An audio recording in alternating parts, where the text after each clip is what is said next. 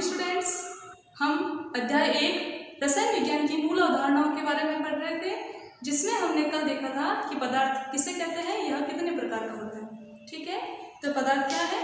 वह जिसका कुछ द्रव्यमान होता है और जिसका कुछ आयतन होता है। प्रकार देखे थे, दो थे, शुद्ध और अशुद्ध। अशुद्ध का दूसरा नाम था मिश्रण। ठीक है, शुद्ध को फिर से दो भागों में बांट दिया, तत्व और यौगिक, और मिश्रण को भी दो भागों में बांट दिया, सममांगी और उष्मांगी मिश्रण। आज हम उससे आगे पढ़ते हैं पदार्थों के गुण। पदार्थ जो है उसमें भौतिक गुण भी होते हैं और उसके रासायनिक गुण भी होते हैं। भौतिक गुण क्या होते हैं? तो ऐसे गुण जिनका पता लगाने के लिए, जिनका अध्ययन करने के लिए हमें उस पदार्थ के संघटन में कोई परिवर्तन नहीं करना पड़ता।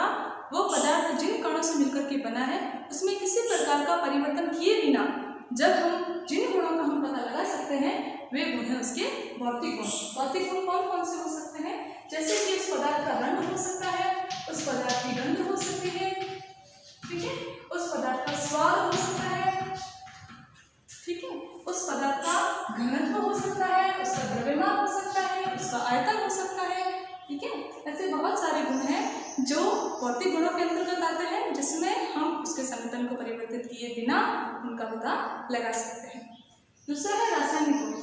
रासायनिक गुण का मतलब है पदार्थ के वे गुण जिनका पता लगाने के लिए, जिनका अध्ययन करने के लिए हमें पदार्थ के संघटन में परिवर्तन करना पड़ता है।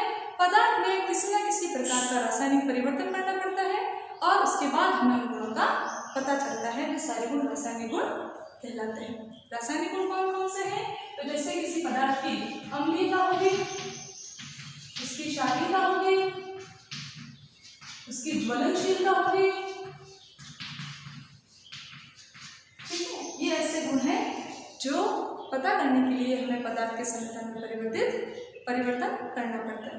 ठीक है, अब जब हम किसी पदार्थ के भौतिक गुण का अध्ययन करते हैं तब भौतिक गुणों का अध्ययन करने के लिए हमें उसके मात्रात्मक मान की आवश्यकता होती है। कौन से मान की? मात्रात्मक। एक तो हमें उसका मात्रात्मक मान पता होना चाहिए, दूसरा एक इकाई भी उसमें काम में आती है। दो चीजों से मिलकर के भौतिक गुणों का पता लगाया जाता है। जैसे कि हमें इस कमरे की लंबाई मापनी है और हमने माना कि मापा और हमें ये पता चला इस कमरे की लंबाई जैसे कि 10 मीटर है। ठीक है, तो इस 10 मीटर में ये जो 10 है वो क्या है? मात्रात्मक मान है, एक संख्या है, एक परिमाण है, एक मात्रा है। वो क्या है? मात्रात्मक मान। और ये m का मतलब है मीटर। ये मीटर क्या है? इसकी इकाई है। मीटर से हमें पता चल रहा है कि हम इसकी लंबाई, चौड़ाई या ऊंचाई का मापन कर रहे हैं। ठीक है, इस प्रकार जब भी किसी भौतिक राशि का मापन करते हैं तो भौतिक राशि के मापन के लिए हमें मात्रात्मक मान और इकाई दोनों की आवश्यकता होती है। पहले शुरुआत में दो प्रकार की इकाइयाँ चलती थी, जिसमें एक अंग्रेजी इकाई और दूसरी मीट्रिक इकाई थी। ठीक है, और यह इकाइयाँ अंतर्राष्ट्रीय स्तर पर थी, बाकी सब प्रांतों में अपने हिसाब से अलग अलग इकाइयाँ चलती थी। फिर 1960 में भार और मापन के लिए भार और माप का सर्व सम्मेलन हुआ। भार और माप के सर्व सम्मेलन में सभी प्रांतों के, सभी राष्ट्रों के जो विद्वान थे उन्होंने मिलकर के एक निश्चित इकाई को अपना लिया। उन सब ने कहा कि अब हम किसी भी भौतिक राशि का मापन करेंगे तो हम सब एक ही इकाई का पालन करेंगे, एक ही इकाई को मानेंगे। वह इकाई SI इकाई के नाम से जानी जाती है। सिस्टम इंटरनेशनल यूनिट इसको कहते हैं, अंतर्राष्ट्रीय मापन पद्धति इसको कहते हैं। इस पद्धति में मुख्य रूप से 7 भौतिक राशियों की इकाइयों का मान रखा गया, उनको वैल्यू दी गई। हालांकि भौतिक राशियाँ बहुत सारी हैं, लेकिन 7 भौतिक राशियाँ आधारभूत राशियाँ हैं, मूल राशियाँ हैं। और ये माना गया और व्युत्पन्न के आधार पर देखा गया कि अन्य जितनी भी भौतिक राशियाँ हैं उन सब का मान हम इन 7 राशियों के आधार पर निकाल सकते हैं। और वो 7 राशियाँ कौन सी हैं? लंबाई, द्रव्यमान, समय, तापमान, विद्युत धारा, पदार्थ की मात्रा और ज्योति तीव्रता। इन 7 राशियों के मान से हम अन्य सभी राशियों की इकाइयों का पता लगा सकते हैं, इसलिए इनको आधारभूत या मूल राशियां भी कहा जाता है। एग्जाम में पूछ ले मूल राशियां कितनी है, कौन कौन सी है? तो मूल राशियां 7 है और ये इनके नाम है। अब हम इन मूल राशियों की इकाइयों की बात कर लेते हैं।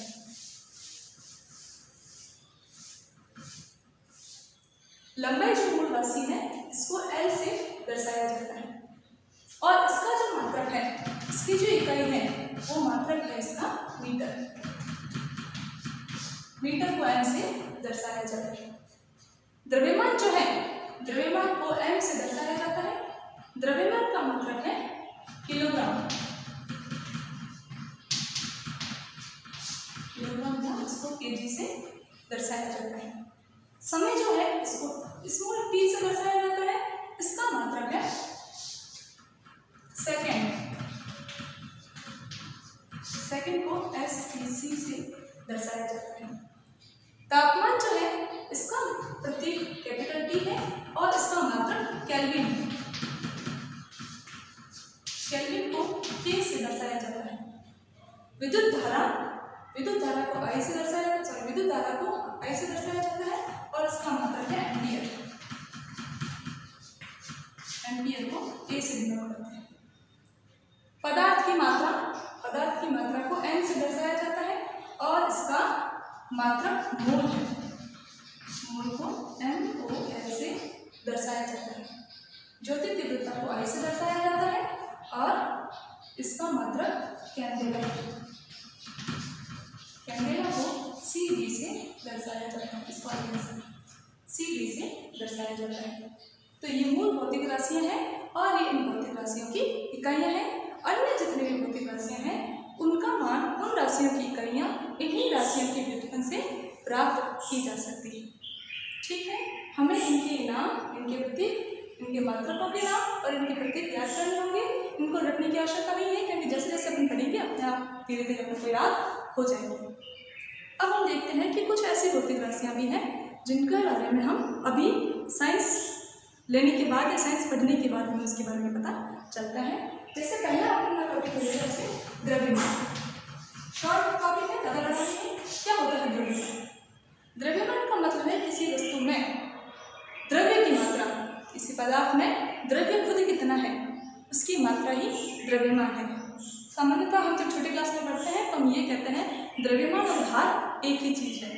हम इसको समझने के लिए कह सकते हैं कि द्रव्यमान और भार एक ही चीज़ है, परंतु वास्तव में ये दोनों अलग अलग होते हैं। द्रव्यमान में क्या होता है कि उस पदार्थ में द्रव्य खुद कितना है, द्रव्य के कण कितने हैं उनका मान होता है, जबकि भार में उसके साथ साथ गुरुत्वाकर्षण बल भी शामिल हो जाता है। गुरुत्वमान भी उसके साथ शामिल हो जाता है। तो ये भार और द्रव्यमान में अंतर हुआ।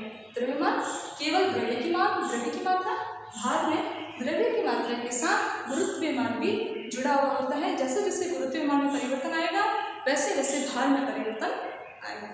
ठीक है, नेक्स्ट अपन इसमें देखते हैं आयतन। आयतन जो है, आयतन हम कहते हैं कि जैसे छोटे गणित में हम पढ़ते हैं घन का आयतन, घनक का आयतन, उसी तरह से आयतन निकालते हैं। आयतन जो है वो मीटर क्यूब में निकालते हैं, लेकिन हम जब काम में लेते हैं तो हम यहाँ पर लीटर यूज़ करते हैं। लीटर जो है वो वास्तव में ऐसे पद्धति में उसको शामिल नहीं किया गया है। हम उसको लीटर में यूज़ करते हैं परंतु वो ऐसे पद्धति का मात्रक नहीं है। ठीक है, उसके बाद आता है घनत्व। घनत्व को लिखो B से, द्रव्यमान को M से, घनत्व को स्मॉल d से डिनोट करते हैं। डेंसिटी, घनत्व होता है B बराबर M/V, यानी द्रव्यमान बटा आयतन। किसी भी पदार्थ के लिए उसके द्रव्यमान और उसके आयतन के अनुपात को ही घनत्व कहते हैं। ठीक है, तो ये कुछ बेसिक चीजें थी जो हमने पढ़ी। आगे हम देखेंगे कि हम इनका मापन कैसे करते हैं, परिशुद्धता क्या होती है, यथार्थता क्या होती है, सार्थक अंक क्या होते हैं, उन सब के बारे में नेक्स्ट क्लास में पढ़ेंगे। Thank you.